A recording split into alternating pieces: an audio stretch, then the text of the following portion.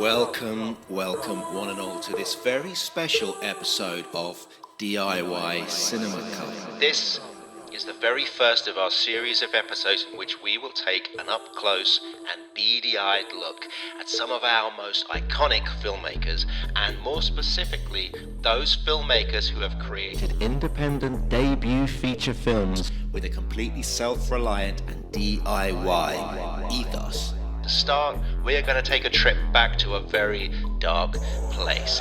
We will be peeking inside the mind of one of the world's most uniquely disturbing and creatively uncompromising filmmakers at the very dawn of his career. In this episode of DIY Cinema Cult, we plunge ourselves headfirst into the dark, disturbing and soupy nightmare world of David Lynch and Eraserhead.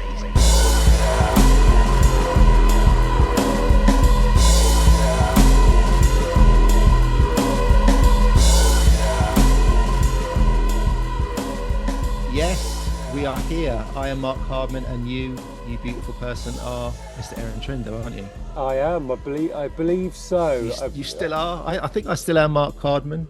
You definitely still are Marc Hardman, and I think I'm still Aaron Trinder. Although there are days when your identity is not so certain. You wake up. No, you do question it sometimes. You wake up at 6 in the morning after a particularly strange dream, and you kind of not quite sure where are we, who is we, what is we, and in some ways that kind of confusion sort of brought about through the dream state is a little bit about where we're about to go today, isn't it? It's sort of it really is. We're about to talk about a film and a filmmaker that I know you're a massive fan of, as am I. Yes, absolutely. So when was the first time you experienced Eraserhead? I think, strangely, it was one of those films that I saw the poster that struck me as, totally other and scary and beguiling and kind of bizarre. And then I don't think I actually saw the film. I think I actually saw Elephant Man. I think I saw some of the other films, right up to the Twin Peaks series.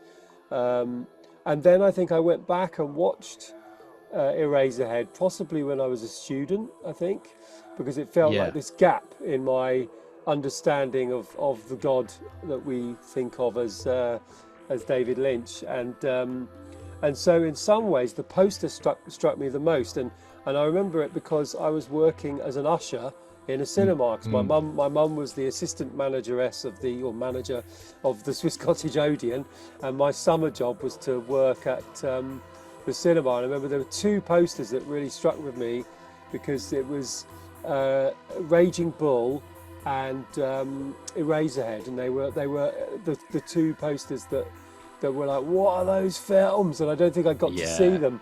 I don't think I got to see them when the film came out, because I was probably too young, and it's probably a good thing that I didn't see it when it originally came out. I think I was exactly the same as you. It was a film that was probably been in my conscious or subconscious, the imagery of especially the poster, like you say, from maybe like early teens right through, but hadn't seen it. It was one of them, I'd seen pretty much all of David Lynch's films to that point, and it wasn't until about as late as I'd just become a father for the first time. Oh, wow. So a very poignant point to make, for reasons we'll discuss in a minute, because kind of parenthood and fatherhood and that kind of change in one's life is quite a theme of the film in kind of many dark ways. And so I just become a dad, and we were staying at someone's house in Cornwall, and I found myself up on my own late at night, and they had it on VHS, and I thought, I've never seen this film from beginning to end. I've just seen clips of it or sections of it or imagery from it, and I just watched it on my own in the dark or completely alone, and it was kind of like a mind-bending, transformative experience, really, especially with the time of life that I currently found myself in too. So it was a very weird one. I should say that this episode will be spoiler heavy, so before you listen any further, and if you haven't already seen the film, and why haven't you seen the film, stop this podcast right now, watch Eraserhead, on your own in the dark if possible, and then come back to us. So hopefully now you're back with us and you're suitably disturbed. What was interesting though is, again, partly because of the sort of world that we live in now, where you kind of think all films are at your fingertips. If you want to watch a film, you can click it into kind of your eyes by just looking at whatever your favourite streaming platform is, and there it is. But actually, this is one of those films that's not like that, as in, it took a bit of digging. I had to get the DVD, and the DVD turned out to be German, so which added a whole other layer of surreality to it. So my watching experience was in a way Lynchian, because it was the sort of German version. Wow. So I think in some ways it adds to a layer of mystery, but it shows that it's still got cult status, even though Lynch as a filmmaker has become such a kind of household name, even if he's never compromised on his artistic kind of approach. But that particular film still has a kind of a cult and underground status. And the other thing I was thinking the other day, which is very relevant, is that one of the other places I seem to remember it being on a lot, and I'm not quite sure if I ever saw it there or not, was a famous sort of cult cinema called The Scala in King's Cross, which was well known for showing weird films and often all-nighters. And I think, although it's well lost in the sands of time, I think I went to see it there, and I think I saw it with other Lynch films, possibly Blue Velvet, and I'm not quite sure what else, but it was one of those things where I probably watched it half asleep, maybe a little bit drunk, maybe after other substances. So I think, like you, every time I've seen it, I've not really had a kind of clean kind of 4K Blu-ray experience. It's always been almost like it was a dream in some way. Exactly. It's along with those films that when you're a teenager, you get put on late at night, Full Metal Jacket and 2001 Space Odyssey, and these kind of films that kind of get put on super late at night. Let's start watching a film at like midnight or 1 a.m, and you never quite catch the full effect of that experience at all, do you? No. And I still think when I watched it again recently, I still thought, this is a different edit. I don't remember this being this way round. I thought this was totally at the opposite, as in it has a non-linearity built into it. And maybe that was part just Lynch, but maybe it's also part of the fact that it was a very DIY kind of produced project as well. As in, it wasn't, I'm sure we'll go into this, it wasn't something that was kind of, written, shot and edited within a certain pace of time to kind of hold a specific kind of tight vision. It was something that evolved over time, wasn't it? Yeah, it did. So shall we dive in and take a look? Absolutely. Okay, yeah. Let's go. Ladies and gentlemen, please bring your drinks to your seats. Settle down for tonight's entertainment. Introducing to you right now on saxophone, Mr. Aaron Trinder. That's right. And playing jazz flute tonight with his ass, Mr. Marc Hardman.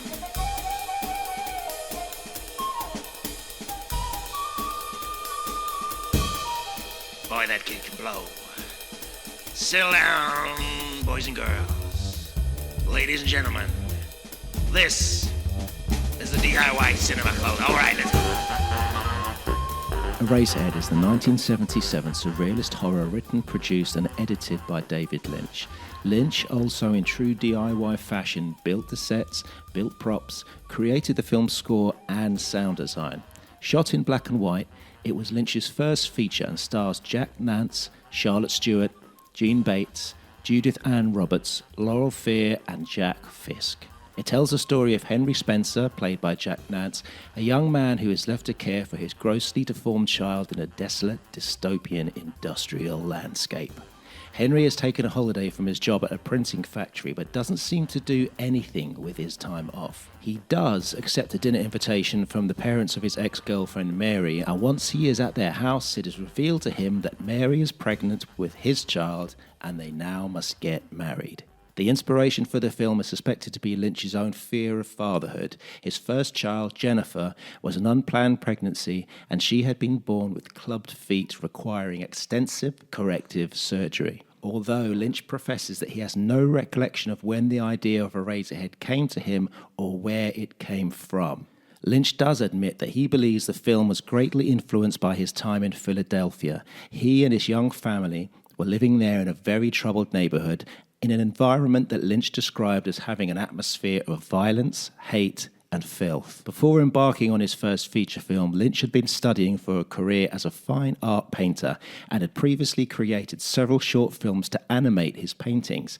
However, by 1970, Lynch had switched his focus to filmmaking and had accepted a scholarship at the American Film Institute's Center of Advanced Studies. But Lynch disliked the course and wanted to drop out. It was only when the course leaders offered him a chance to produce a script of his own devising that Lynch changed his mind. Lynch was given permission to utilize the entire campus for his sets. This extended to the school's disused stable buildings and even Greystone Mansion, which was also owned by the AFI. A start as a fine art painter makes a lot of sense when you consider Lynch's films and his work in general, right? Yeah, and I think that you kind of feel it throughout the film because the whole thing is so textured.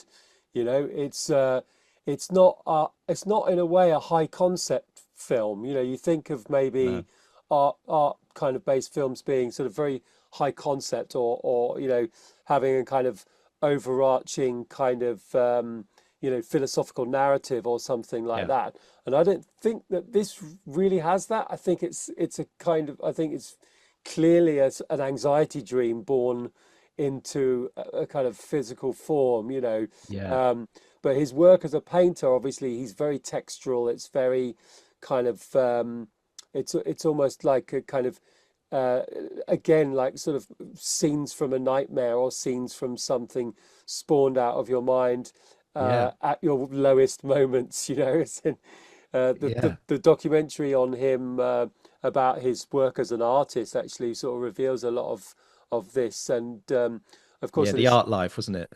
Which is what it's called. Which is a really wonderful documentary, but it kind of shows that in some ways, you know, all of this material, all this stuff that kind of springs from his mind, and he talks about kind of, you know, just falling in love with an idea and kind of allowing it to be manifest, is it's an interesting counterpoint, because at the time of this film I think he was probably suffering quite deeply, but in later life he kind of finds, you know, transcendental meditation, but he still embraces all of the darkness that does come out of the mind, and, you know, kind of in a way it's like this sort of dark canvas that he can kind of draw from at any one time, that he can fall in love with and then expresses in this very kind of non-linear and sort of artistic way. Yeah, absolutely. And it's like it's interesting what you say there about Lynch feeling, you know, when you see him in interviews now, he seems to be very, very in touch and in tune and accepting of his own you know, he feels very comfortable with himself and with his mind, and but here we see him, probably he's a filmmaker, like you say, he is quite tormented. He's going through this change of life where he's become a father. It's unplanned. I feel like a lot of that has been put into this film. Do you yourself remember having any Lynchian nightmares when you reflect on your own experiences as a father? Yeah, I mean, actually, of course, you know, because of course you have those kinds of feelings of like, oh, is your child going to be, you know, ill? Is your child going to come out and they're going to hate you? Is there going to be something wrong? But also, am I going to be a terrible father? You know, am I going to 100%? Am I going to? There's no rule book for this stuff, so of course it's the ultimate anxiety dream. You know, you're literally the anxiety dream, which I think is, you know, clearly this is an example of, is like where you're thrown into a situation, you're a fish out of water, where you don't know what the script is. You know, I'm sure we've all had those dreams where you're suddenly on stage and you're naked and you've got to do a play and you've forgotten your lines. You know, I've had that dream many times, and in a way, this is like the ultimate level of that. You know, you're a father and you've got to. You don't know your script. You don't have any lines. You know, nobody's told you. This is the ultimate responsibility, and there is no rule book. So, you know, kind of grow up quick and that's a nightmare. Exactly. And you look at your own father and you think, or fathers, as you see Yeah, them portrayed in literature or film, and you think, well, they seem to have it all together. They know what they have, all the answers. They get there through progression, through evolution. And when you're thrown into it, it can be just things that, so make you so anxious in terms of yeah, the fear. It's just the sheer fear of you failing at this very kind of grown up adult stage of life. But I think that's absolutely. probably what he's going through here. Yeah. And there was an interesting thing I heard. One night he was up late painting a picture of a garden, and it was just lots of leaves, foliage, but in a garden at night. So it was kind of very moody, a very Lynch image, actually, that you can imagine it in one of his films. And as he was looking at the painting, all alone at night, he swore he could see the leaves starting to move, and then he could hear wind blowing these leaves. And his first thought was, wow, a moving painting. And that's just what he had in his mind. And that's what led him to maybe start making short films based on his paintings, which led him into filmmaking completely. You are listening to the debut feature film podcast. This is DIY Cinema Cult. Lynch had originally presented a script called Greenback to the AFI, based on his own painting of a hunched figure with vegetation growing from its back. The script would have resulted in a roughly 45-minute long film, but the AFI rejected it as they felt that this was far too long for such a figurative and non-linear script. However, Lynch then presented Eraserhead.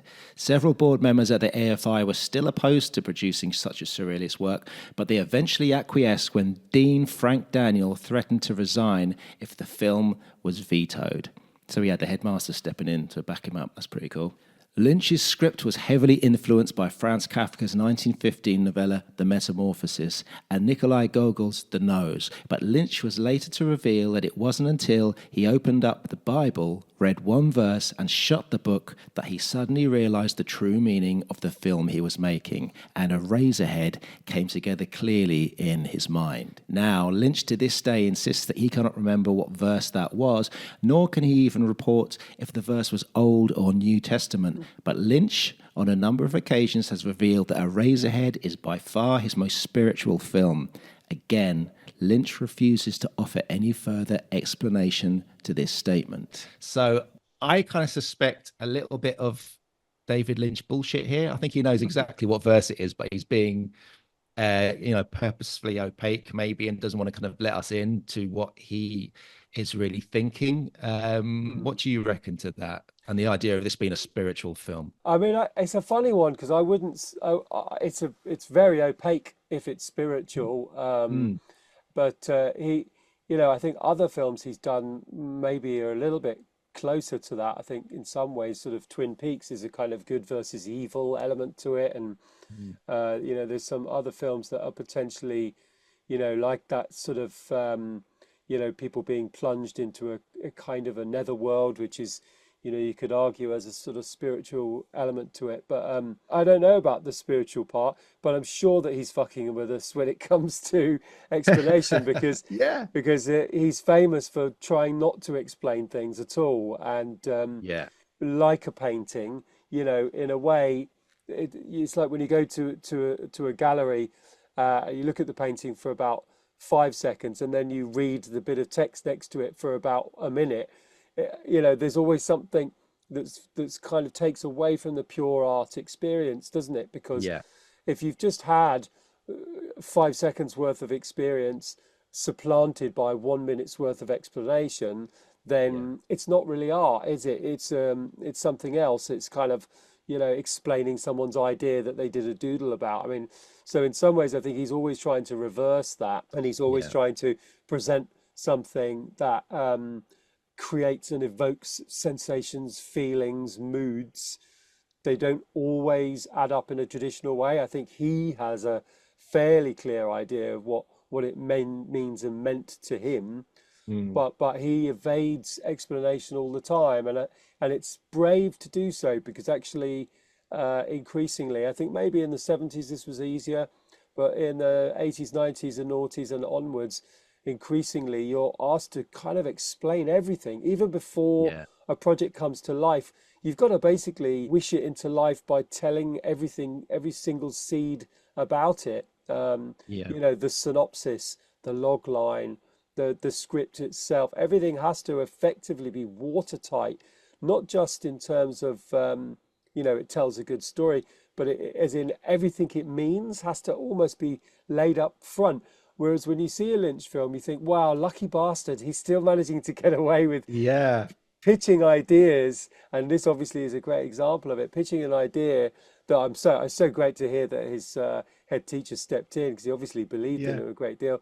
But you know, pitching an idea which deliberately is obtuse, deliberately is about, you know, evoking emotion and plunging you into those places that aren't explainable. Because of course, where it is spiritual, and where I could see a description of what spiritual might mean to Lynch in this film, and maybe some of the others, is that it's the mysterious parts of our experience. It's the not able to be explained parts of experience.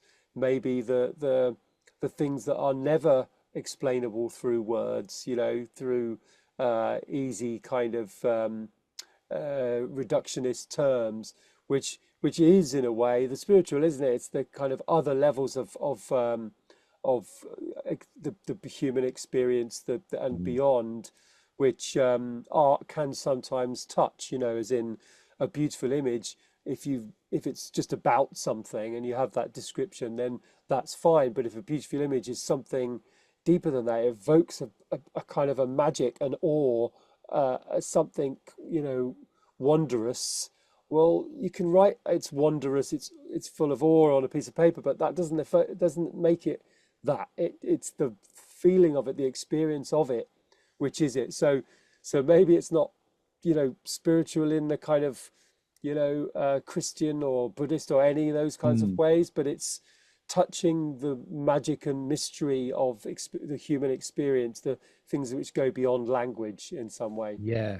And I think he wants you to experience the film as a dream, doesn't he? He wants you to dream it when you watch any of his films. But I think it probably started way back with this film, Eraserhead. And so therefore he doesn't want to explain that dream to you, because every viewer will have a different dream when they experience the film.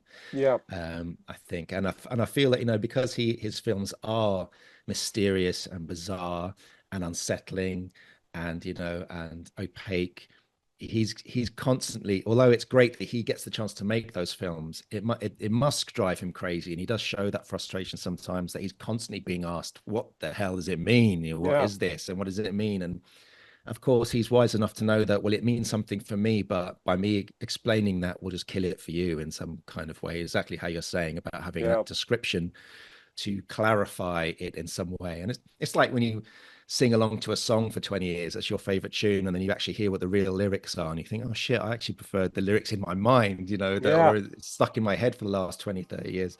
So it's a tricky one, isn't it? I think he's doing exactly the right thing by not validating or clarifying, I mean, his images with anyone.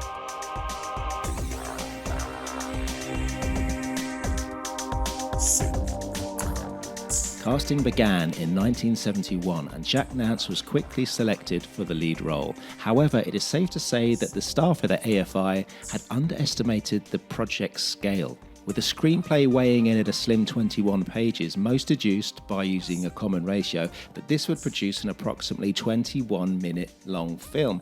But the truth of Lynch's complex vision and meticulous direction meant that the film would remain in production for the next 6 years. Shooting often paused in order for more budget to be raised or sets to be built.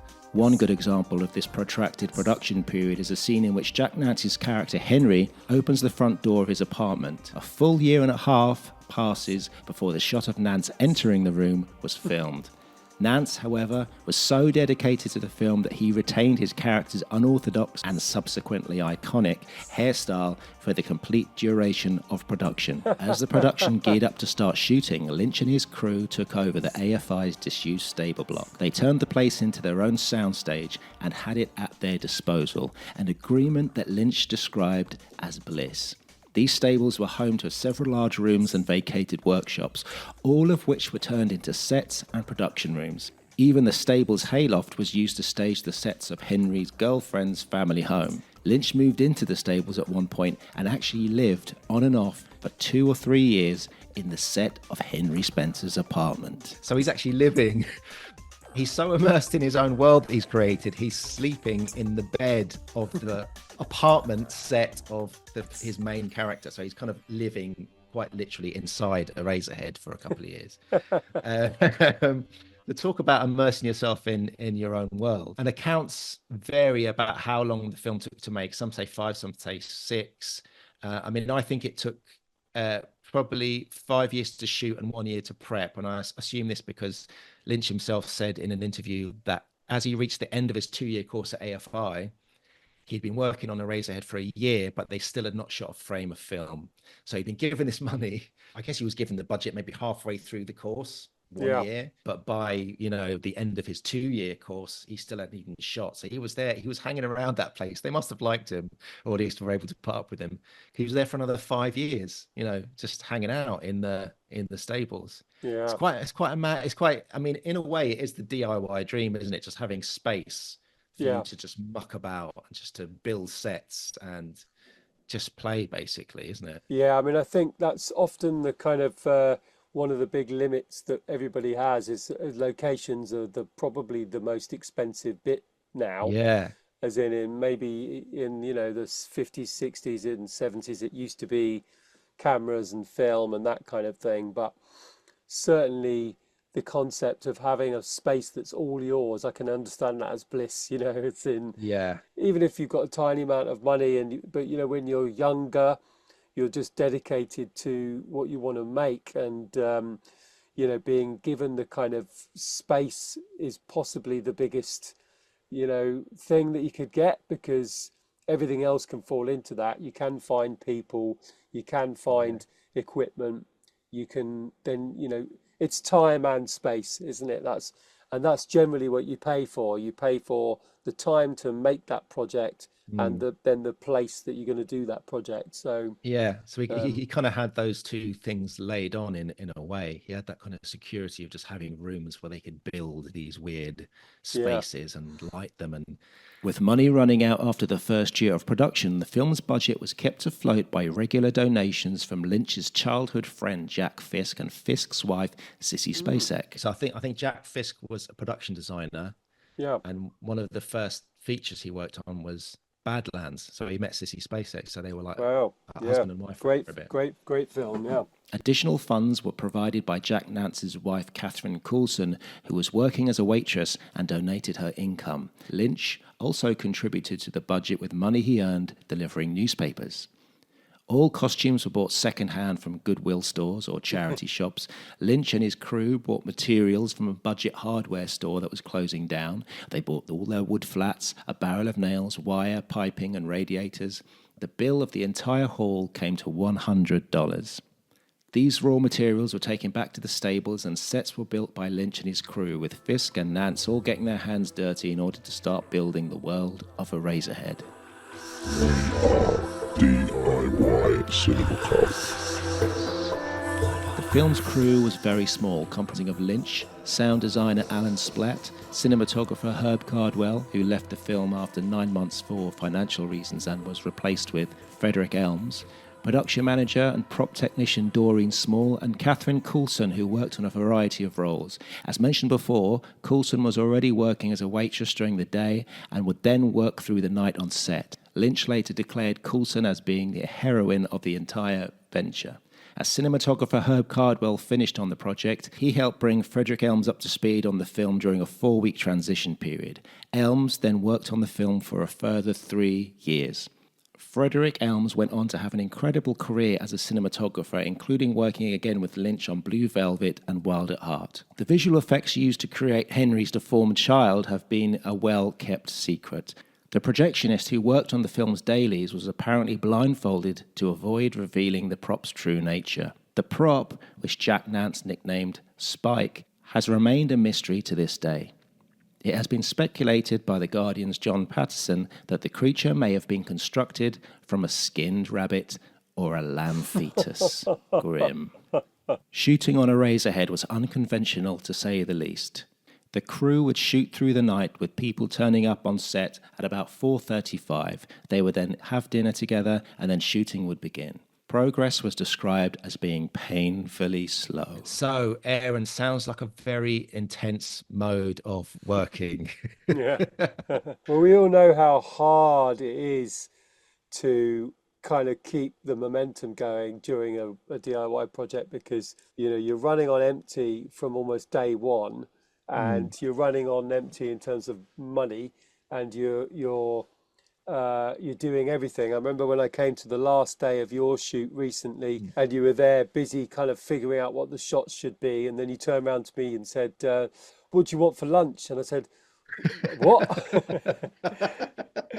And then you said, do you want a jacket potato? And I went, yeah, great. And you got me a jacket potato with tuna. And I thought, oh, mate, I felt guilty that I hadn't been around to help you at least sort of sort everyone's lunch out, It But was multitasking. That's the key, isn't it? multitasking. But it sounds like, they were doing very much the same. And, you can only imagine the sort of conviction that they had that it was going to turn into something good. I mean, I don't think they probably thought it would be anything commercial, but they must have believed in Mr. Lynch's vision enough to go so sort of so deep and for so long. I mean, obviously, Catherine Coulson, who was critical, she ended up being the log lady in Twin Peaks. She was the log lady. That's right. She was the lad. So obviously, he created a kind of an ensemble environment as a result of working in this way. And that's really the only way you can do the DIY thing. You can't be a kind of a kind of dictator shouting and telling everyone what to do. It's got to have the feeling of like it's got to be like the Blitz. It's got to be like we're mucking in together. We'll work together. We'll eat together. And you've got to create a family, haven't you, really? That's going to stick together, Yeah, and so in some ways, that's why I think people have such a kind of powerful experience when they do this kind of thing, because it's like you're in the trenches, you really are having to have each other's back throughout the whole process. And he obviously kind of really did create that family, and obviously ended up working with a lot of those people in later Jack years. Nance, he worked with Jack Nance again on several films, and clearly Frederick Elms, the cinematographer, and I think a lot of the people in Eraserhead, and I think they've all been financially rewarded since I've heard very handsomely, because he will, any money that Eraserhead makes, he will kick on to the people who back in these days, it sounds like they were literally just handing over paychecks to him, and just half of the money they were doing would go on the film. They just seem, because what strikes me is really how extremely dedicated the crew were, and he formed this really tight, like we say, a unit, a family. It's almost cult-like around this film. He created this kind of atmosphere around the film. Coulson, who was working as a waitress, she would bring like toasted cheese sandwiches from work, or any food that was kind of left, but that was going off at the pastries and stuff. She'd bring it all to that would be their food, snacks for the crew. And Fisk apparently he worked 2 jobs, and the second paycheck he would just hand over to Lynch for the film. So in complete dedication. They just saw something in him, and we can see how charismatic and charming David Lynch is now. And I think as a young man, he was no different. There's lots of accounts of women being quite fascinated by him as a roguish young man. So I think he had this kind of aura about him. He could charm people into going along with him on this kind of mad adventure. Yeah. We're making a movie.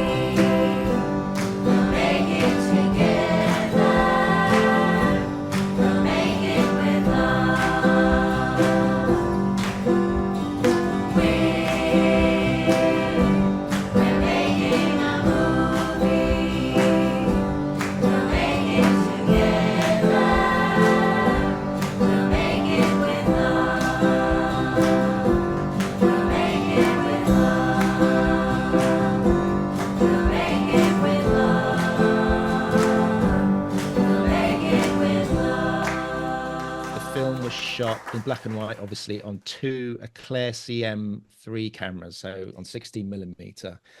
So I guess they were just film school cameras, Yeah, I Yeah, think yeah. So, the Eclair CM3s are really old. They're quite antiquated. You know, for when he shot, they would have been 30, 40-year-old cameras already. And big things, yeah. yeah, Hence things working very slowly, yeah, not working with the latest equipment, working with whatever you can get. Obviously, back then, it wasn't that long since the kind of newer, lighter weight film cameras had kind of arrived on the scene, the sort of Bolexes and the, right. And in the the super, 60s, all the new wave films shooting on these handheld cameras out on the street. And yeah, I think the absolutely. CM3 is kind of the opposite. It was you could not move that. That just stayed where it was where you No. shifted it to, you know. And again, that probably means that sort of has an effect as to what the look is like, as in Yeah, it is very steady, it is very kind of, um, tableaus. It's kind yeah, of moments that you see almost fully in wide shot, and then you do go in for the insert. It's kind of yeah, has a kind of that noir German expressionist kind of mood about it, and in some ways that might have been influenced by the fact that this was the only camera they could get. They're yeah. not chasing people around handheld. They're Very not possibly, using yeah. huge Hollywood kind of rigs to be able to swing the camera through sets or anything like that. It and we see that in some ways in sort of later films, don't we? That sort of Mm, what you get is what you get. Like um, Clerks, for example, is a sort of a later kind of indie film. You can tell they just shot on their film school camera because yeah, it's very sort of static, and it's that kind of pared down look, but it's all about the performance. And that was probably because they couldn't even dream of like having a yeah, moving camera. That's just a yeah, luxury well beyond. And now, of course, we've got an incredible moving camera. Everybody's got one in their pockets if they want one. yeah, yeah. But That's those quite true. creative restrictions just may well just bleed into what the aesthetic is, or you either embrace it or you lose the battle fighting against it. Yeah. There's this brilliant book by David Lynch and Christine McKenna called Room to Dream. And in there's a great account of the shooting of Eraserhead by, there's an interview with Charlotte Stewart, who plays Mary, so the girlfriend, the Mm, girlfriend of Henry in the film. And it's her on her first day of shooting on the film. And on the first day, they were shooting the dinner scene at Mary's parents, where they have the chickens and the meets the mum mm, and dad, and it's very surreal. And so this is from Charlotte Stewart. This is her account.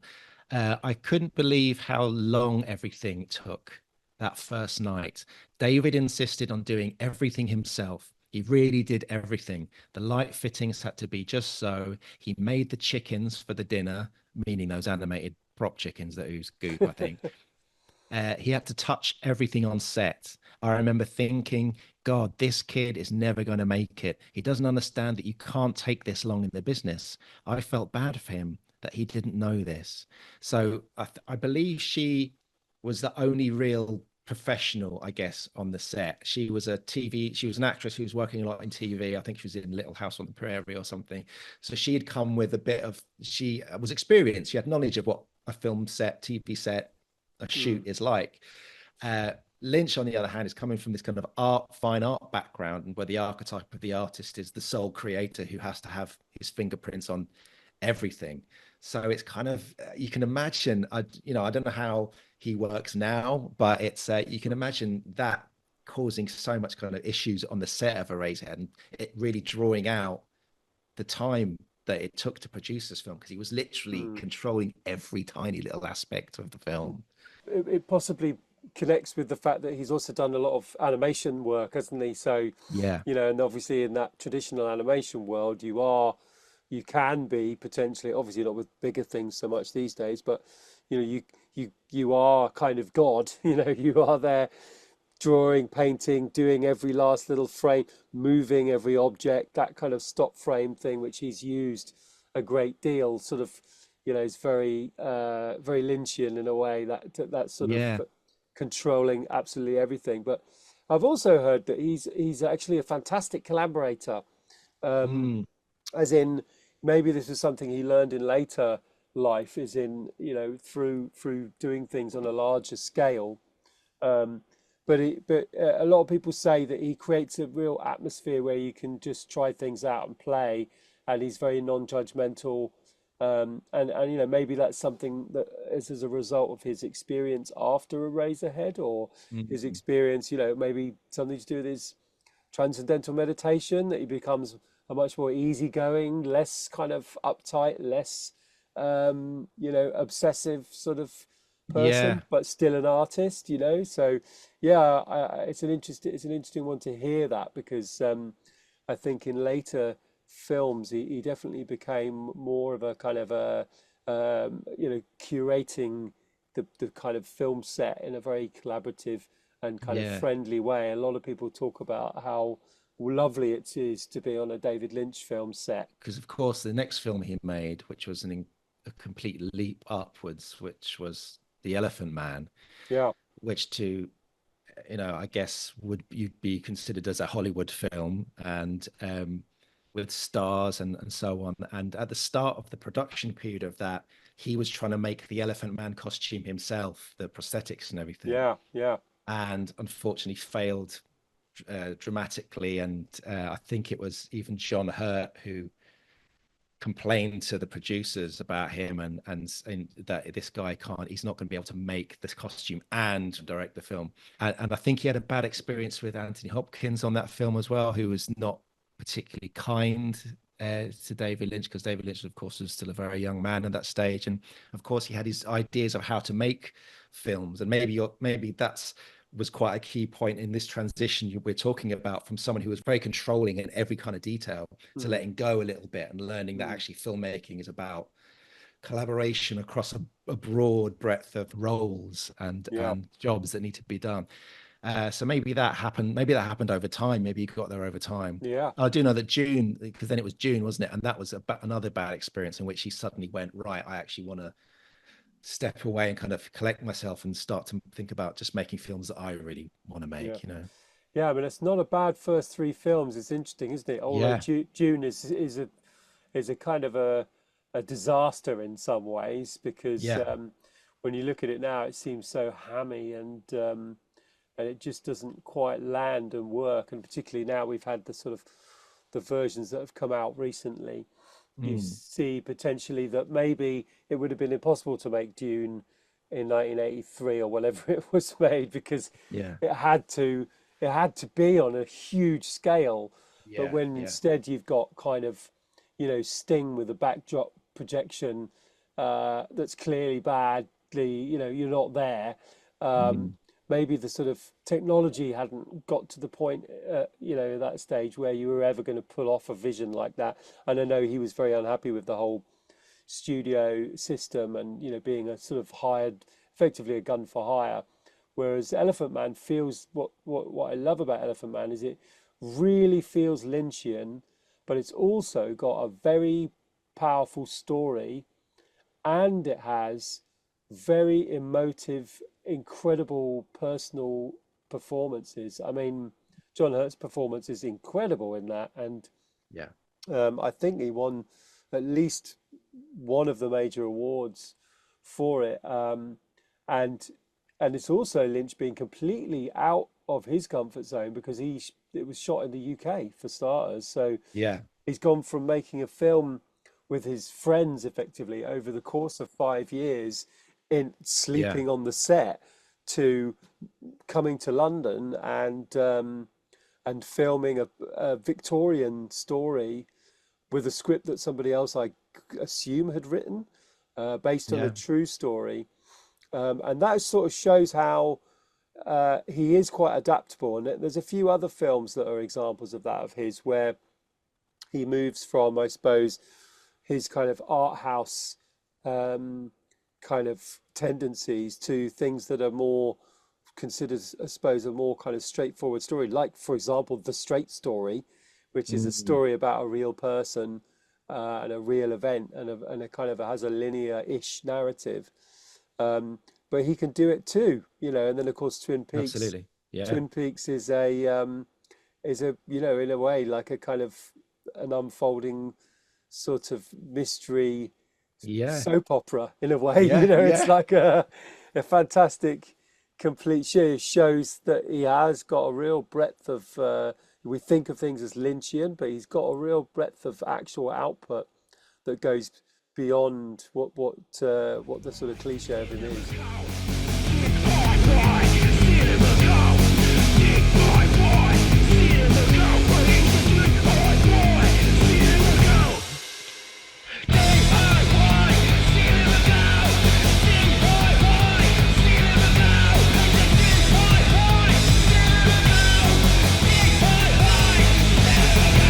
So what do you make of this, of the child in Eraserhead? I mean, it's quite dark, isn't it, that we hear it's possibly, I mean, the thing about it is it looks like nothing you've quite seen, but maybe you have seen before, which is why you have all these rumors that it's a lamb fetus or whatever the guy I said it could possibly be.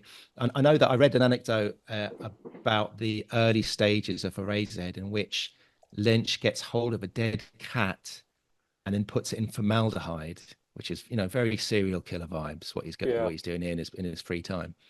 And then he performed various operations on it, cutting it open and skinning it. Then he jettisons the plans with the cat, and then he kind of just disposes of the cat. And I'm kind of thinking this has to be early attempts at creating the child. So he was actually going out and acquiring dead animals and trying to figure out which animal would look the best as the child. Is so gruesome, really, to think about.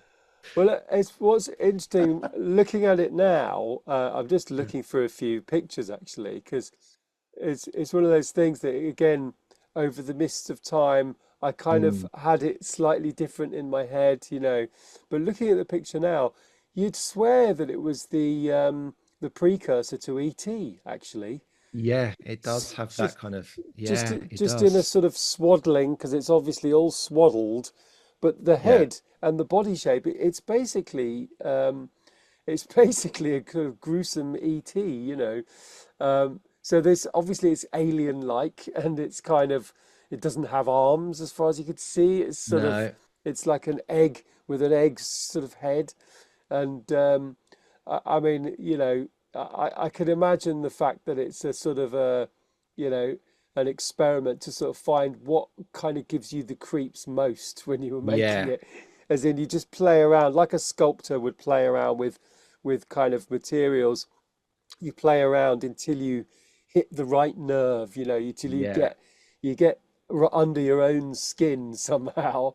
And I think it's important that it seems alien and grotesque, because that's how Henry has to see this child, isn't it? It's Oh yeah. something that is completely dependent on him and is kind of messing up his entire life, and it's so loud and noisy, just cries all night, and it's so dependent on him, and it seems to be suffering and dying because of Henry's own inability to be a father, or his neglect, or what have you. I mean, in some ways, also, it's kind of very reminiscent of fairy tales. Yeah. There's I often sort of think that a lot of those sort of Grimm's fairy tales, that they have kind of, you know, outcast kind of creatures that are sort of shunned. So, sort of things like Rumpelstiltskin and stuff like that. Creatures that are kind of, abandoned, or Yeah.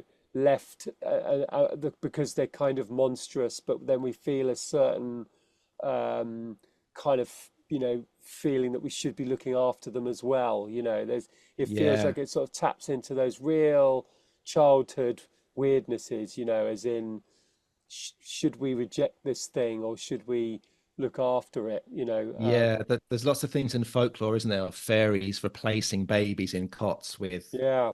creatures that aren't quite human. I don't know where that comes from, whether it was just kids that developed illnesses, or some kind of deformities, in their early infancy, that this story came about, that it was because it had been swapped. It was a fairy Yeah. child, it had been swapped by the fairies. So Well, it kind of, taps into that kind of thing as well, doesn't it? I think it's quite similar to I'm just looking up again because it's something that popped into my mind. Like the story of the shock-headed Peter. Do you remember that one? It's I think it's a German story ring a bell. originally, What's that? based on a German children's book. It's kind of like he's again a sort of strange kind of strange sort of child monster that's part of Yeah. it, and there was also a sort of rewriting of the story that had Rumpelstiltskin Got you. recently. Yeah. That Yeah. Rumpelstiltskin was actually a mistreated child, and Right. was sort of left and abandoned, and this is kind of what you get, you know. So Yeah. Yeah. there's definitely something quite deep and kind of built into us in our sort of fears about, you know, a rejected child or a rejected, you know, outcast child or, you know, disabled child or whatever. And it's in there in a lot of those old kind of fairy tales and, you know, Grimm's kind of old German stories. Never wait for permission. You just have to start. Mark and I have been following, how would you describe it, Mark? Chaos magic? Chaos magic? Chaos magic? Lynch worked with Alan Splett to design the film's sound, and they spent almost a year creating and editing the film's sound effects. The soundtrack is densely layered, including as many as 15 separate sounds played simultaneously using multiple reels. Sounds were created in a number of ways. For a scene where Henry's bed suddenly dissolves into a pool of liquid, Lynch and Splett inserted a microphone into a plastic bottle, floated it in a bathtub, and recorded the sound of air being blown through the bottle. After sounds were recorded, they were then augmented with alterations to their pitch, reverb, and frequency. They had no money for sound stock, but heard that at nearby Warner Brothers studios, they would throw out offcuts of sound stock, literally throw perfectly good stock away. Using an AFI connection, they got onto the Warner Brothers lot and found the bins full of sound stock. Lynch, in preparation, had removed the backseat of his Volkswagen. They filled the car with the thrown out stock, and the entirety of Eraserhead sound was created on the stock from the Warner Brothers bins. After a poorly received test screening in which Lynch believes he had mixed the soundtrack at too high a volume, the director cut 20 minutes of footage from the film, bringing its length down to a trim 89 minutes. So it is quite a short, neat film. It seems to get shorter the more I watch it. You know, the last time I viewed it, I was like, yeah, it is quite snappy, actually. I think the first time it seems so dense and scary. It seems to go on forever. But actually, it is only an 89-minute movie. And I love the story of them getting all their sound stock out of the bin. It's like that's how they did it. They just had to kind of by any means necessary, you know. Oh, and you wonder what kind of was filmed on that sound stock that they got, you know, offcuts from as well. What kind of weird Warner Brothers film there would have been, you know, the odd accidental little bit left, you know. It's fantastic. I mean, you can tell because Lynch's sound design is so a part of it. Again, you think of Lynchian, the sort of tropes, I suppose, and yes, we think of, you know, the kind of the sort of, you know, the woman in the red lipstick, and you feel, you know, the sort of monstrous kind of expressionist kind of environments, and you know, the noir touches and all of that. But actually, the sound work that Lynch has is always so him. You can just hear it. There's always these low drones, these weird sounds that don't necessarily relate to reality, as in it's not like you're hearing something that's meant to connect with something that's in the scene that you're looking at. They're just there to create a mood, to unsettle. And obviously low register stuff, you can imagine if they were pitching around with you know, things that they've done with recording, just to kind of constantly unsettle, you know, baby sounds manipulated and all of that kind of stuff. I mean, Lynch is so kind of creative with his sound, and usually when you look at his credits, there's always David Lynch has done some of the sound work, some of the sound design. He's often created some music. Some of his films he's done all the music for. So I think you know, that kind of falls back into that whole thing about I suppose the artist wanting to participate in everything, you know, building building the kind of bits of the set, and the drain pipes and the walls, and Yeah. then putting the lights where he wants to put them, and then But making the the sound is definitely sounds. incredibly, yeah, the sound was always even back here, and you're right, Yeah, all through his films is incredibly important to him, the way amazing. things sound. I remember going to see a David Lynch art exhibition in Paris. Yeah. I had a mate who called me up and said, me and a mate are going to jump in a car and going to see this art show by David Lynch in Mm. Paris tomorrow. Do you want to come? He's going to be there. And we Wow. were so super excited, and we went, but we got held up in traffic and we missed David Lynch by about 40 Ah, minutes. But the show was amazing. And in the show, across speakers in the gallery, they were just feeding in these kind of drones and hushes and these little kind of sounds that were just curated by him, obviously, but they were just, you felt like you were inside a David Lynch film. It yeah. was fantastic. And I wonder what they were, they mentioned there the layering of the sounds. Like, how would they, I'm trying to think with the kind of antiquated kit they must have had. Clearly, Mm. no 15-track mixing desks available to them. I wonder what they were doing here, where they said, many reels layered. I'm kind of Yeah. imagining him and Alan Spett with just like a million machines all run spinning at once, like a couple of mad scientists. How do you reckon they must have gone Well, about do that? they must have had some kind of multi-tracking, Mhm. because you lose quality so much when you're going from, say, one track down to a nut down to one master, and then you put another on the top, and you put another Yeah, on top. So I'm guessing they would have worked with, I don't know, an 8 track at the very yeah, least, possibly even a 16 track. But then you're right, still they would have had to have had multiple reel to reels, um, yeah, to play stuff back. Probably not in real time, but maybe if they have some sort of, say, 8 track or 16 track recorder, and then they're reusing their master source yeah, to play things in, almost like a DJ would, as in hitting yeah, go at yeah. the exactly the right moment, pitching it around and hitting stop at the right moment, and recording that onto their their their sort of mixed. So yeah, I mean, obviously it's a completely different story now. You can get Yeah, as many tracks as you could feasibly ever want yeah, on a very average computer, and it's no, and a million and one different sound sources for free, and yeah. sound libraries with gigabytes and gigabytes of material. So in a Different way, now, very different now. yeah, and I mean, the sort of advantages of that are, that you can have make things sound quite professional, very cheaply, Mm, But I can only imagine. I mean, if that took a year, I can only imagine the effort, the physical effort that went into it, because you're just dealing with technical problems all the time. mm, People romanticize tape. It's in comparison, it's a complete nightmare to use. I mean, it's an mm, absolute mm. nightmare. Um, and I would imagine there'd be a lot of happy accidents that would have happened, that he would have gone, oh, I didn't think that was going to do that, but that's actually great. As in Yeah, he was one for embracing accidents, and the sort of serendipitous kind of layering of things. Probably it absolutely. was probably Yeah. a real playground, a real sort of fun experimental time. And for sure, it's I'd like the cliche is that sound is 50% of a film, but you almost think with Lynch it's just a little bit more, because Edges it, doesn't it? it Yeah. so absorbs it. If you watched it silent, you'd be like, okay, but when you listen to it and watch it, it's everything is there. The atmosphere is created, the mood, the sort of environment, that weird sort of strange nether space just wouldn't be the same without the sound that's there.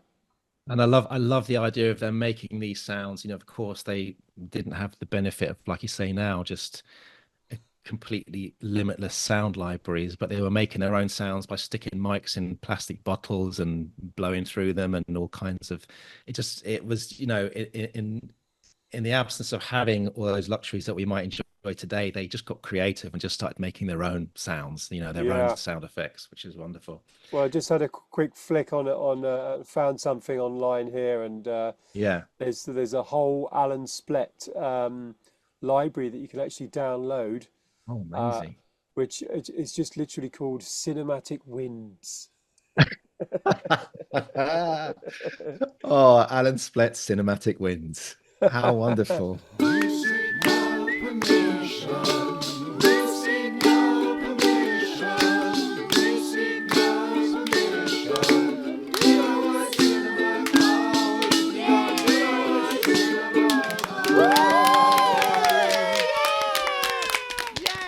Eraserhead sound design has become one of the defining elements of the film. The creation of the evocative soundscape truly enhanced and enriched Lynch's already powerful visuals. The industrial humming and droning provides a low-level background noise in every scene that fosters an undeniably threatening and unnerving atmosphere.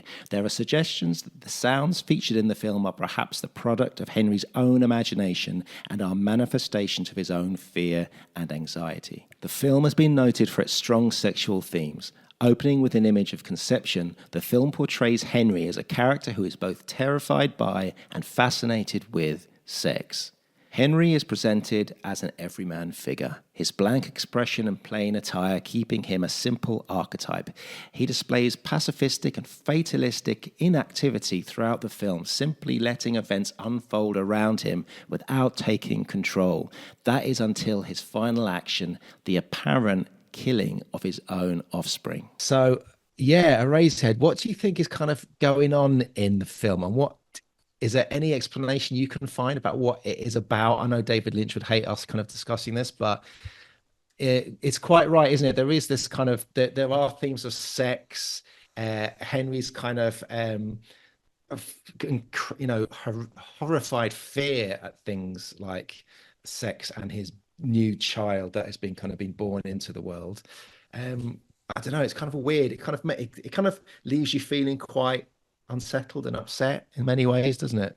Yeah, he's clearly not a kind of enlightened sexual being yet, is he? And look, I think that theme does run through quite a lot of Lynch's work, in that there's sexual violence in quite a lot of his films. So Yeah, you only have to think about kind of Blue Velvet, and sort of women in the middle of it who are kind of very mistreated, but then in some ways kind of get a kick out of it.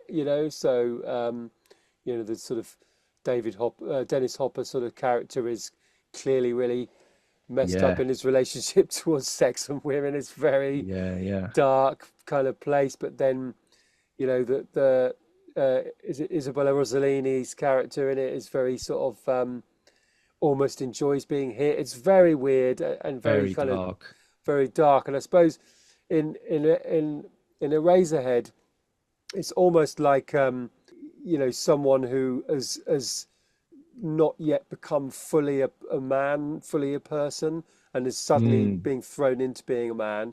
And of course, the way in which that he's been thrown into having to be a man is by having a sexual encounter. And it's kind of like that thing of like you're not really in control. The whole thing Yeah, feels like he's out of control. He wants to do this thing, but it's thrown his life into turmoil. And I think it's an interesting thing, and it's very dreamlike, like a nightmare, and it's very non-traditional cinema that you have the lead character so passive in some ways, yeah, as in it is like a Kafka, where you're thrown into an environment where it's just happening to you, and you don't seem to provoke events. And we all hear it, don't we? When you write a script and someone reads it, and usually it's always like, well, the lead character's a bit too passive. The lead character's a bit too passive, And I think that's the point in this film, is that he is sort of the victim of his circumstances that he's overwhelmed by, and like a nightmare, because of course sometimes you have dreams where you feel like you influence events, don't you? yeah. And other times you don't. Other times you're just like like you're watching a film, whether you're the experience, it's your experience of it, or you're watching someone else experience it. It's almost like you are passive, and that is a sort of dreamlike experience, and that's a nightmare experience, in fact, when you can't control things. So it kind of makes sense that he's kind of his urges, if you like, have kind of created this world for him that he can no longer kind of Yeah. control. He he's lost in this sort of nightmare. That doesn't stop the urges occurring, the kind of No. drive for desire, but it has thrown him into this universe where he's unable to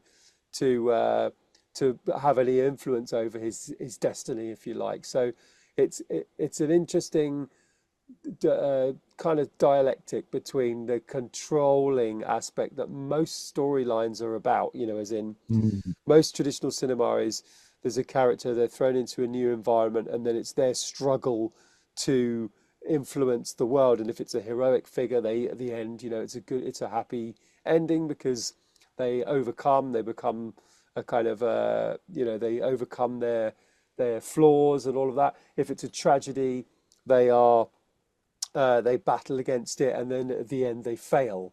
So I wonder where you think he fits in. Is this a tragedy? Is this a comedy, or is it something else?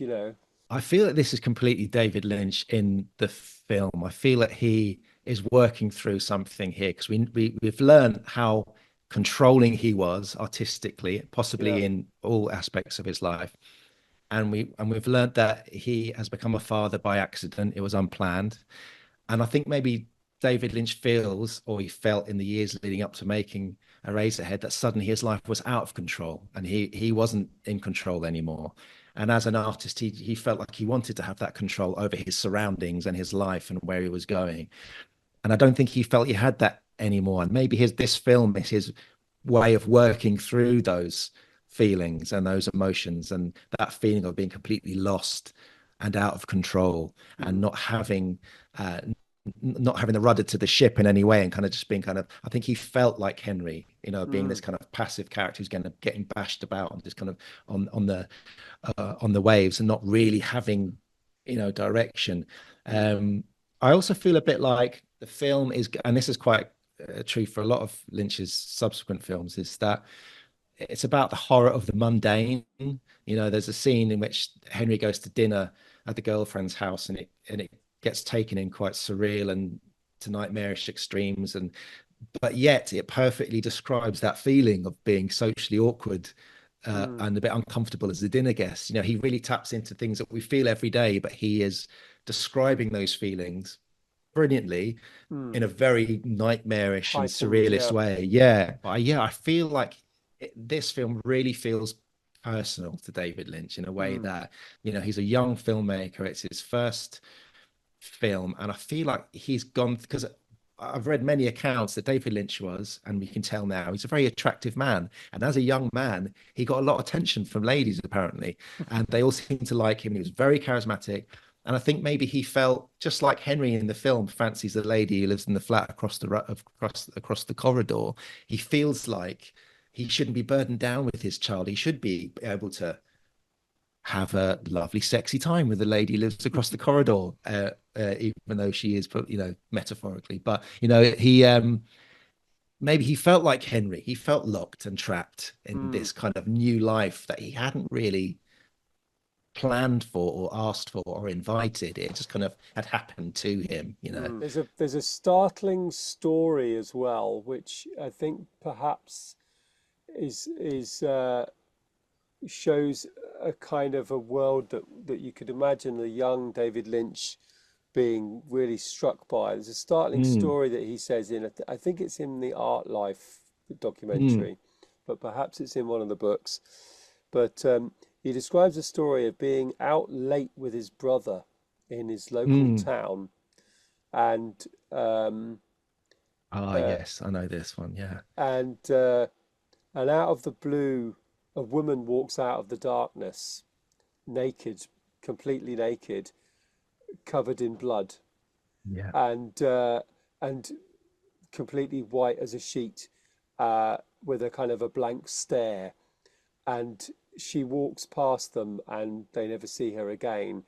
And that image of just you can imagine the young imagination of this of a young man thinking this beautiful woman naked, but has clearly just been the victim or has experienced some terrible violence, walking through the dark.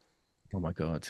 Yeah. Uh, I mean, how many times have we seen something like that in a Lynch Yeah. film as a result? This not that his his scenes of sex are kind of glamorizing violence in any way, but in some ways connecting this sort of beauty with violence, and what you can just imagine his mind was blown by this, and he imagined a million different scenarios, and then Yeah. we got to see all of those possible scenarios for all of the films that came Yes. next. As in what he was thinking, what happened there, and those are the sort It of set his results mind of racing. Yeah. Yeah. and we got to see those, from Mulholland Drive and Lost Highway and Blue Velvet, and to a certain extent as well in Eraserhead, this kind of strange connection with violence and sex and beauty that seems to come up so much in the films. Sat listening to your first podcast. What the hell are these two guys talking about? I mean, generally, I'll be brutally honest. I'm going to be brutally honest with you. Please, because I think you two need it. We need it. Nobody's going to give you that much. If you two want to genuinely make a film, genuinely, and not just talk about it, you have to do it yourself. That's your first film. And you have to get yourself out. So we haven't talked yet about the lady in the radiator. So I think I misunderstood her when I first watched the film, because on my first viewing I thought she was quite comical. Possibly this is because coming from the UK as we do, she reminded me very much of Vic and Bob. Because you can draw very clear lines of influence from Eraserhead to Vic Reeves and Bob Mortimer's early stuff. Yeah. In fact, if Lynch got Jack Nance to kind of do the whole thing in a Geordie accent, it would the whole thing would be an excellent episode of Vic Reeves' Big Night Out, really, wouldn't it? It's got that kind of surreal kind of quality to it. But yeah, so I mean, I've got written down here, Henry's own sexual desire or potency is manifested in these grotesque sperm creatures, the creatures that the lady in the radiator stamps on as if to destroy Henry's own sexual potency in a way of ensuring that the horror of the unwanted pregnancy doesn't happen again. She also seems to encourage Henry to commit murder and kill the baby, and once he commits the act, she seems to meet him in a bright light and hold him tightly. So yeah, on a couple more views of the film, you're like, this is dark. Who is the lady in the radiator? Is she like death, or is she some kind of dark force that is clearly presenting itself in a cutesy way with a nice, doing a little tap dance and the little wig and the cute dress, but behind that there's something quite dark. There's some kind of malevolent force that's kind of beckoning Henry towards death, or even murder of his child. I always interpret the end scene in that she's beckoning him towards suicide in some way, as if the only way out of his plight, out of his situation, is for him to kill himself. That's kind of one way of seeing it. It's almost as if maybe he's so troubled by having to look after this kid on his own. He's obviously contemplated, I could just kill the kid, but then he would be imprisoned even more, so that wouldn't release him in any way. So then the natural suggestion is, well, I could just kill myself and then I would be out of here and it's done and it's all over with. So I don't know, what's your thoughts about the lady in the radiator? I don't think I've ever come to a definitive conclusion. I think clearly it's the weirdest thing you've ever seen. This sort of the kind of the bungle from Rainbow Cheeks. Big cheeks, yeah. She's got face like a cloud. It's the classic Hollywood blonde bombshell, but with this cloud as a face. I mean, it's weird. I think it's one of those things that just doesn't add up, and it's really hard to decide what you think about it. Clearly she's a kind of a fantasy for him, isn't she? She's like a sort of some sort of escape, or some sort of idealized world, whether it's like, if everything was just wonderful, that's what it would be like, this beautiful tiny tiny little cloud, kind of cloud babe, you know. Yeah. It's a very, very weird thing, and the weird little titters that she does, the weird little laughs, you know, Yeah. and his sort of fascination. I never read it quite that it's suicide at the end. I've always just felt Right. like it's like he joins with his fantasy somehow. You know, it's almost like she's the kind of she's his sort of escapism, you know, as in, and he just decides to kind of go and almost, yeah, just become part of his escapism or become part of his fantasy. Yeah. And I'm never quite sure if he kills his child either, because it's just not quite No. clear. So it's deliberately obtuse ending. But she's clearly a kind of both a sort of fantasy of his, like almost like an escapist fantasy. Yeah.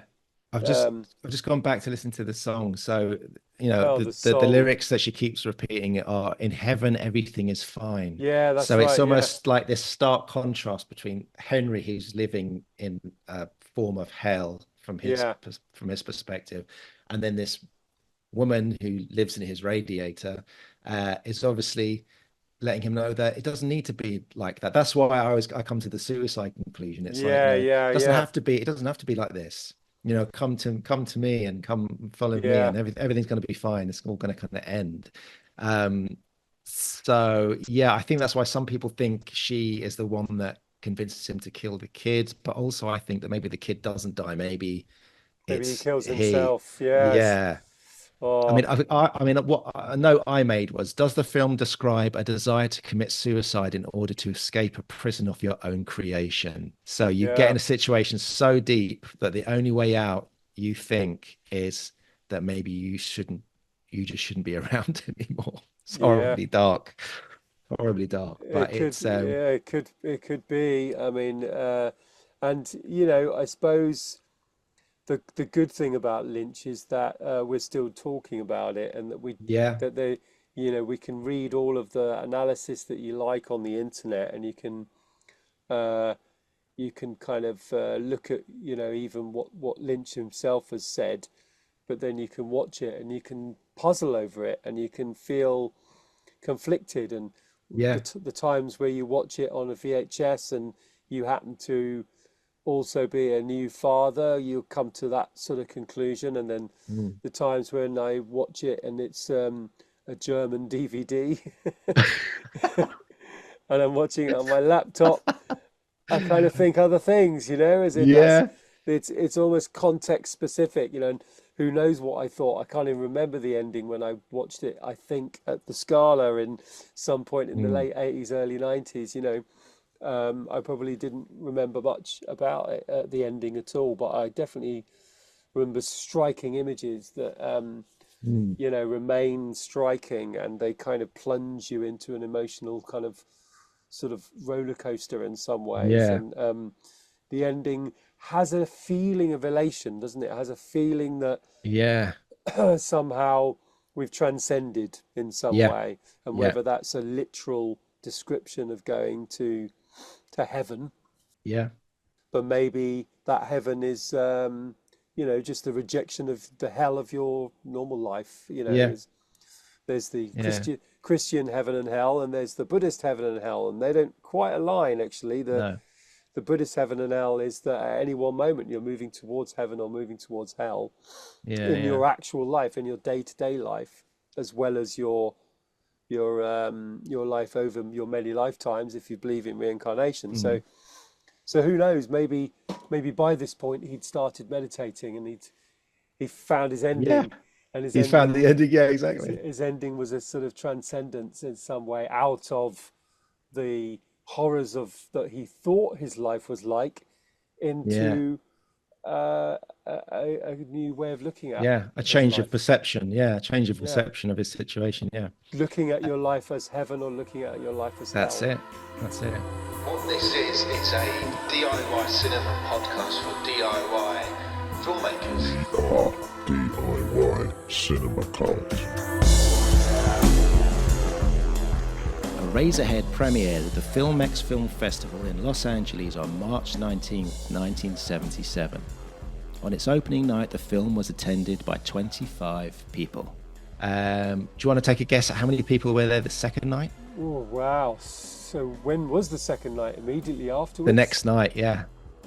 I'm going to say like 10 or something like that, even less. It was one less. It was 24. So that's not too bad. Yeah. However, Ben Berenholtz, head distributor at Libra Films, persuaded the local theatre Cinema Village to run the film as a midnight feature, where it continued to play for a year. After the success at Cinema Village, the film went on to run for 99 weeks at New York's Waverly Cinema, had a year-long booking at San Francisco's Roxy Theatre from 1978 to 79, and even achieved a 3-year run at Los Angeles New Art Theatre between 1978 and 1981. From its modest, unusual, but undeniably DIY origins, the film became a commercial success, grossing $7 million in the United States and over $14 million in other territories. However, many reviews of the film were not favorable. Variety called it a sickening bad taste exercise and criticized the film's long production period, deeming the fruits of Lynch's years of labor as unwatchable. So, not a great response from the start, I guess, from critics, but you kind of expect that, I guess, with a film like this, don't you, really? Yeah, who cares really what they say, because in the end, the proof's in the pudding. He managed to make something fabulous, and it isn't an easy watch. It's not the sort of thing that you think, oh, I can't wait, I'm going to sit and watch Eraserhead again. It's not, it's not a Christmas viewing, but that doesn't matter. The fact that it had a lot of success in that kind of indie cult way, which I wonder if there is still the potential for now in the world that we live in. But, running as a midnight movie, well, that's a fantastic example of, alternative spaces for films to have a life, and finding its audience through, in a way, just kind of doing things in a different way. We've talked a little bit about this, over the last few years, really, as in, is there a different way that DIY filmmakers can get their things out there? Well, back then there were these sorts of things like late night cinemas where you could potentially go and see films that won't get on during the day, won't get multiplex, won't potentially even get on TV.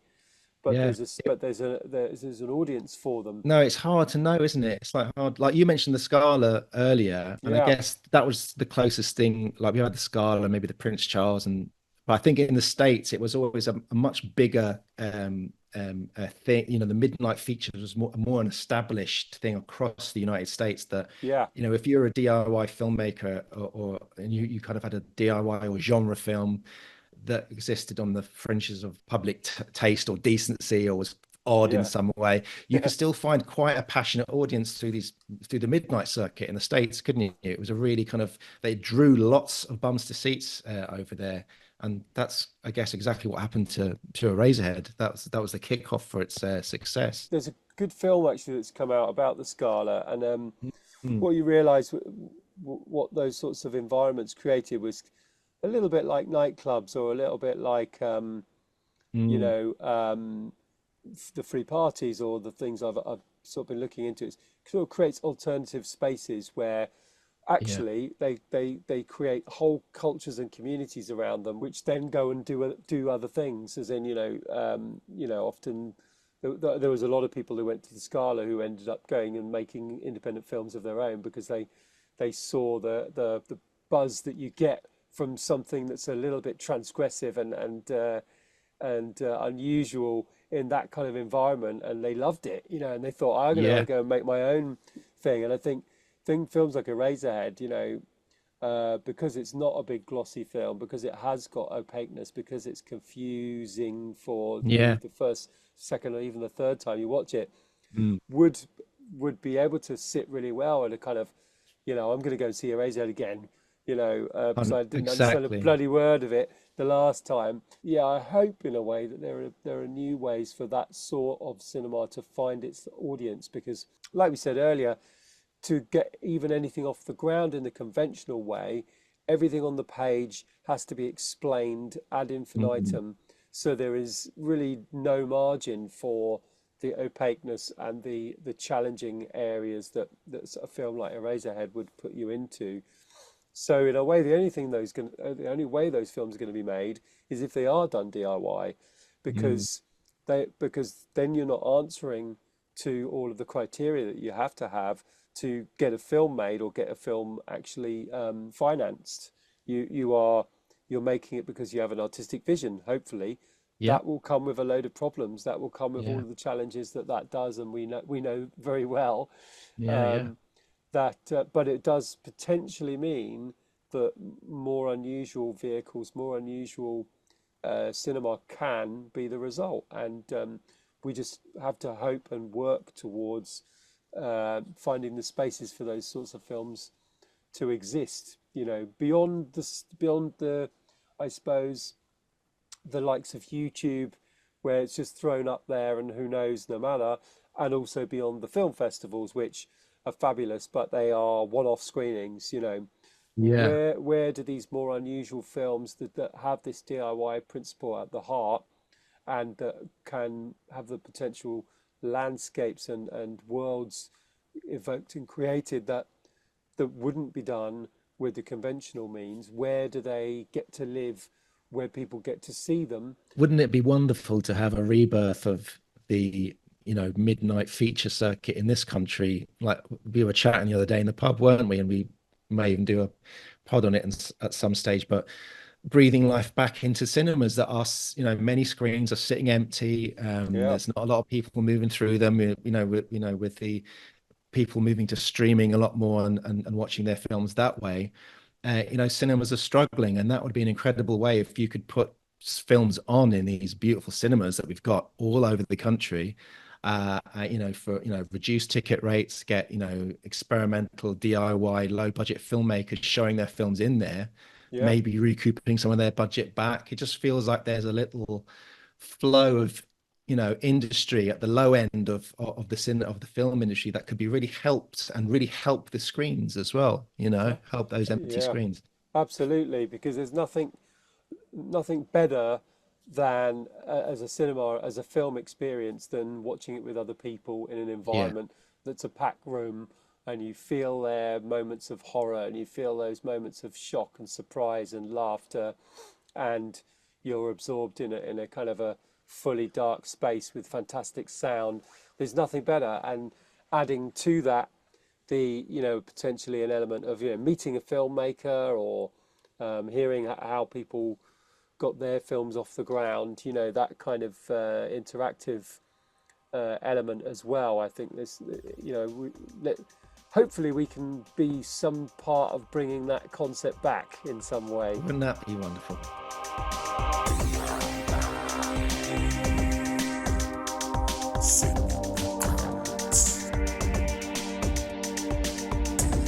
Final budget for Eraserhead was $100,000. Yeah. So the initial budget from AFI was $10,000. That's a big chunk of change they made from paper rounds and waitressing tips. Well, and so on. $90,000, which I guess is what explains why it happened over 5 or 6 years, I guess. Yeah.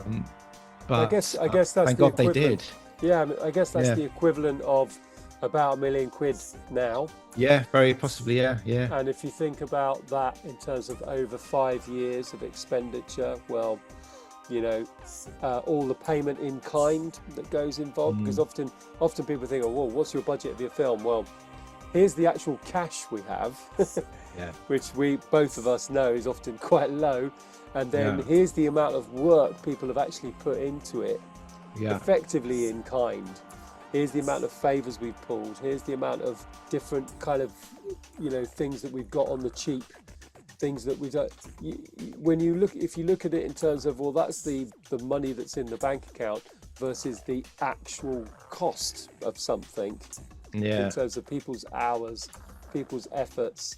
If you actually totted up the cost, well, it would be completely different. Of course, it would be utterly different. Oh my God, 100%. Well, it all paid off in the end. In fact, while working on The Elephant Man, Lynch, he was in England making that. Yeah. Lynch met director Stanley Kubrick, who revealed to Lynch that Eraserhead was his favorite film. I mean, I don't think you Wow. can get a higher kind of, fuck Wow. those critics. Yeah. You can't get a higher accolade than that.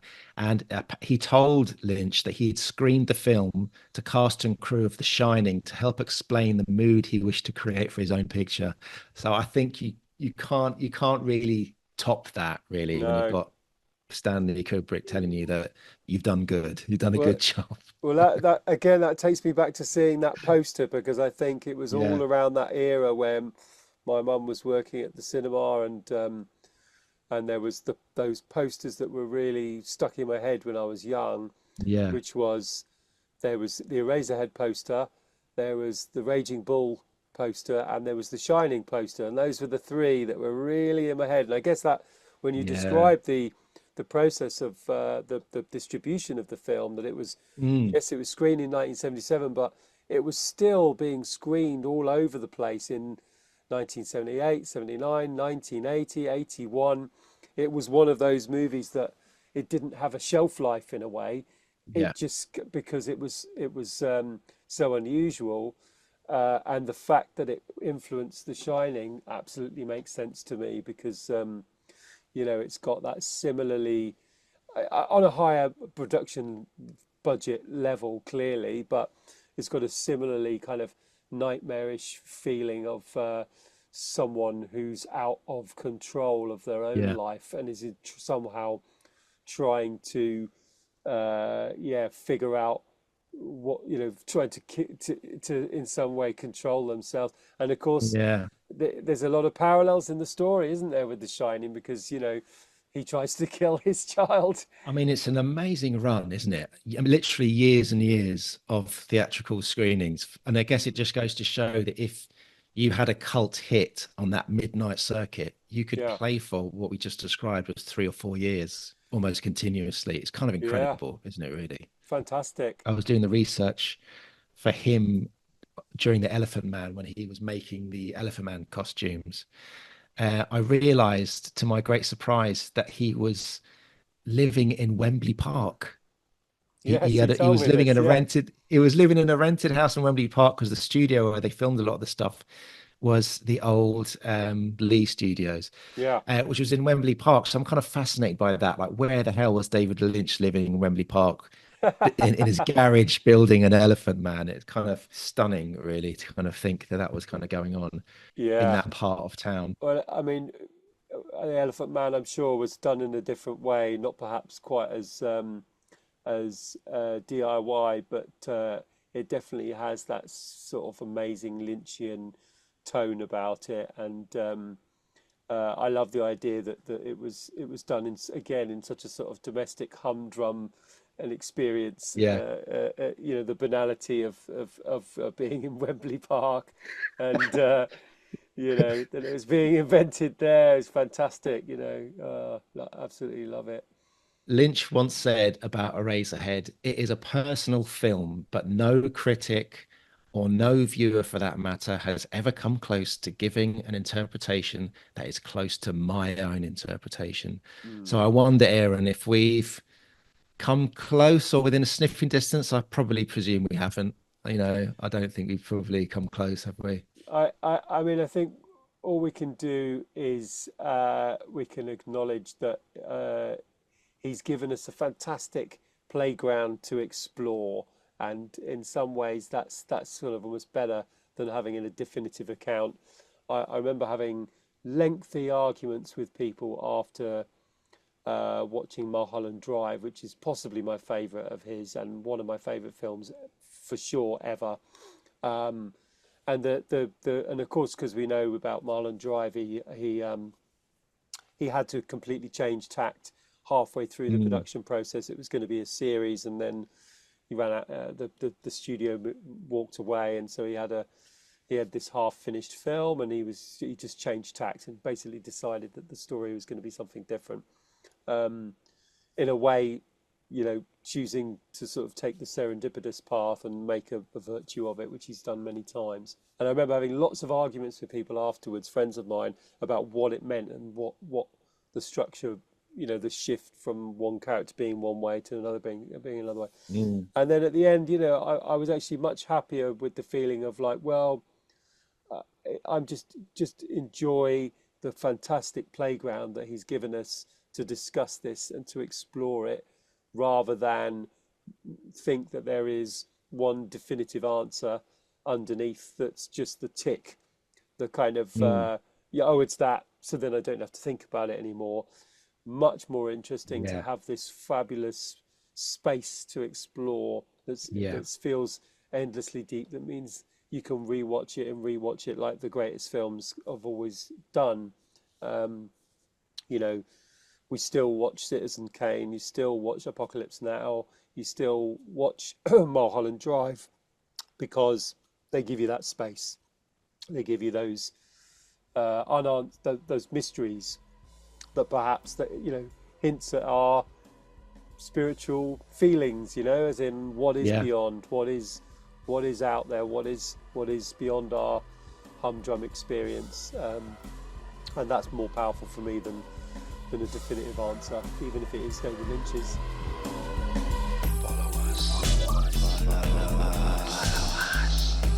We are DIY Cinema Cult. On Instagram, we are DIY_cinema_cult. Seek out the DIY Cinema Cult group on Facebook. Like and subscribe and follow us.